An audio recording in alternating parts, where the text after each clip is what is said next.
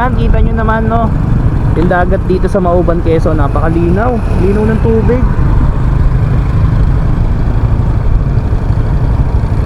Diba? Ang dami ko rin pala makikita dito na mga mga pwedeng tanawin. So yun.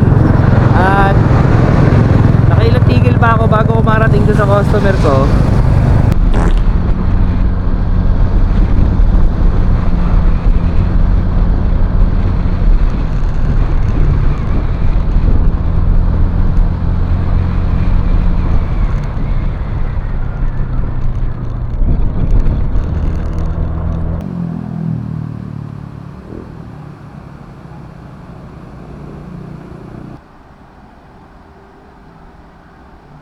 Ito pala yung pwedeng dayuhin, no? So eto yung natin, yung pinaka biyahe ko ngayon papuntang Mauban.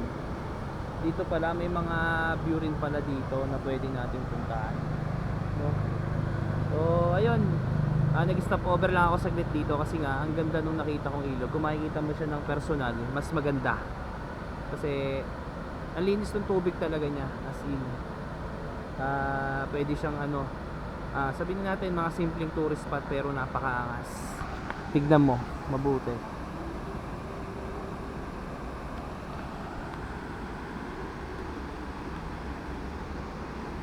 Sa gilid niya mayroong mga pwedeng pagkainan gaya nito.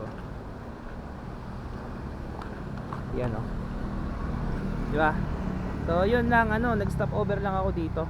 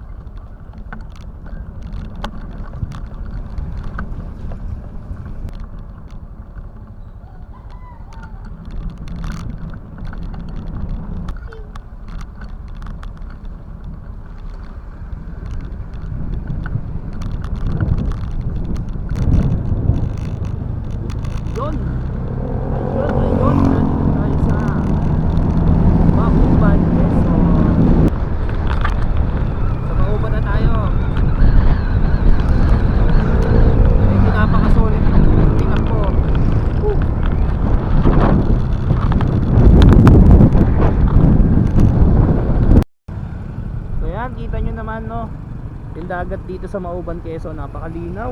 Linaw ng tubig.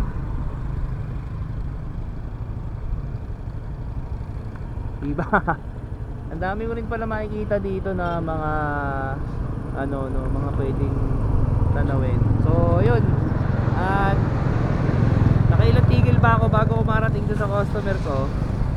Siyempre nakakakita ako ng mga bago sa paningin ko.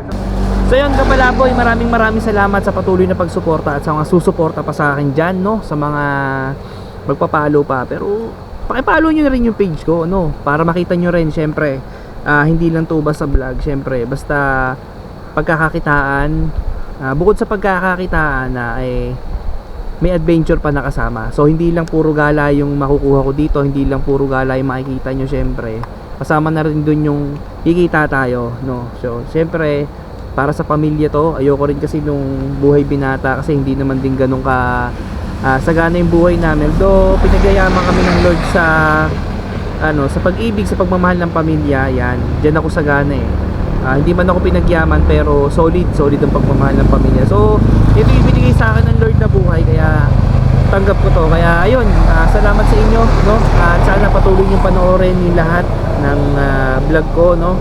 So isa na to sa adventure vlog ko, itong way sa Mauban.